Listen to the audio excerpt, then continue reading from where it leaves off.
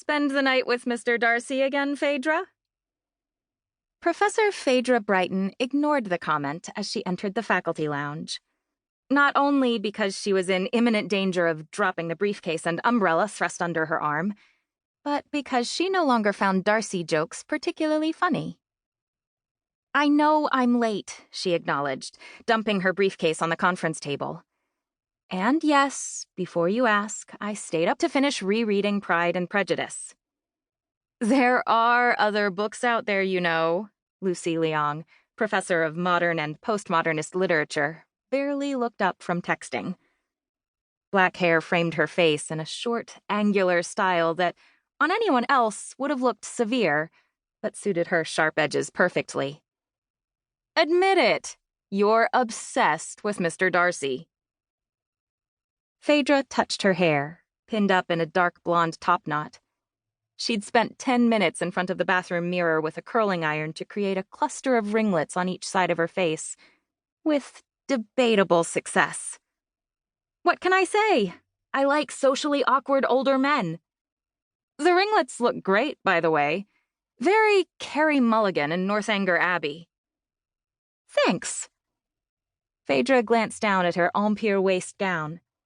She'd made it years ago for a summer job as a docent at Monticello, former President Thomas Jefferson's home in Charlottesville, Virginia.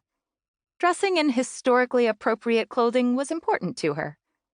Even now, her students at Somerset University enjoyed seeing her deliver lectures in full Regency attire.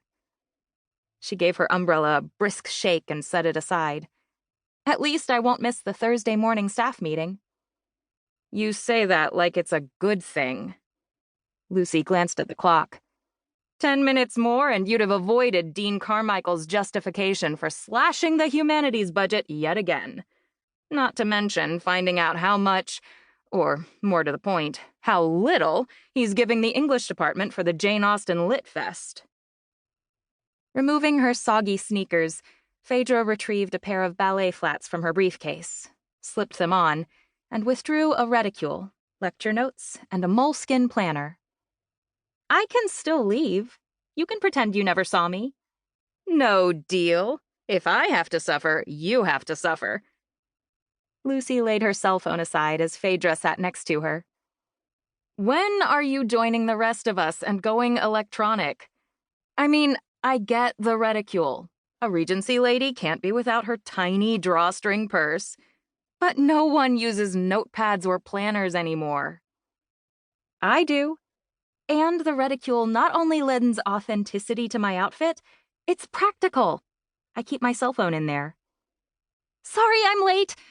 Marisol Dubois, resident advisor, graduate student, and Phaedra's high-energy part-time assistant, sailed into the lounge with a stack of essays clutched against her chest and put them on the table in front of Phaedra. "I would have been on time, but the copier jammed again." "I just got here myself. And thanks for making my point," Phaedra said. "Point?" "Copiers jam, electronic files disappear, and when the server's down, which it invariably is, we can't access anything. Paper may be old school, but it's dependable." "Paper burns," Lucy pointed out, "or gets lost. Ink fades." "Like old love letters."